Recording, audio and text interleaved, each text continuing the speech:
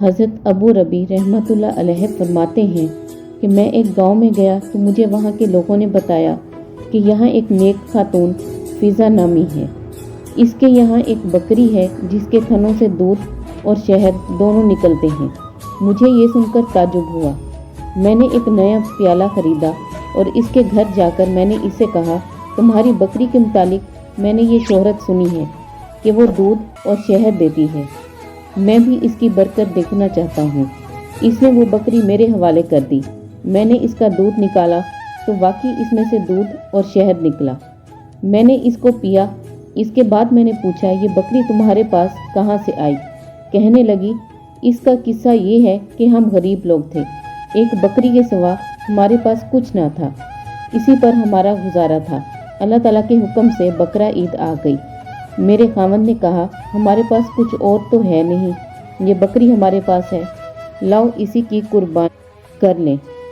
मैंने कहा, हमारे पास गुजारे के लिए इसके सिवा तो कोई चीज़ है नहीं, ऐसी हालत में कुर्बानी का हुक्म नहीं है, फिर क्या ज़रूरत है कि हम कुर्बानी करें। खावंद ने ये बात मान ली और कुर्बानी मुलतवी कर दी। इसके बाद अल्लाह ताला के हुक्म से इसी दिन हमारे यहाँ एक मेहमान आ गया तो मैंने खावंद से कहा, मेहमान के इकराम का तो हुक्म है और घर में कोई चीज़ नहीं, इस बकरी ही को ज़िबा कर लो।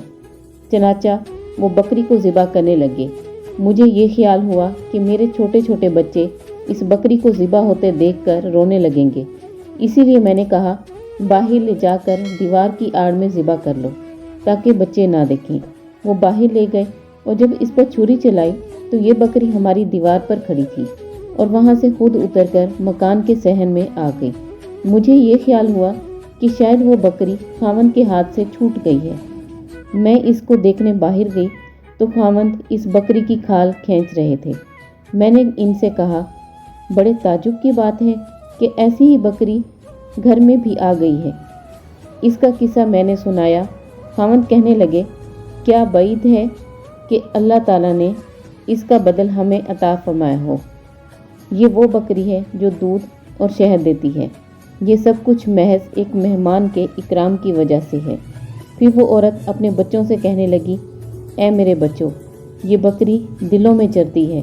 अगर तुम्हारे दिल नेक रहेंगे तो दूध भी अच्छा रहेगा, और अगर तुम्हारे दिलों में खोट आ गया तो इसका दूध भी खराब हो जाएगा। अपने दिलों को अच्छा रखो, हर चीज़ तुम्हारे लिए अच्छी बन जाएगी।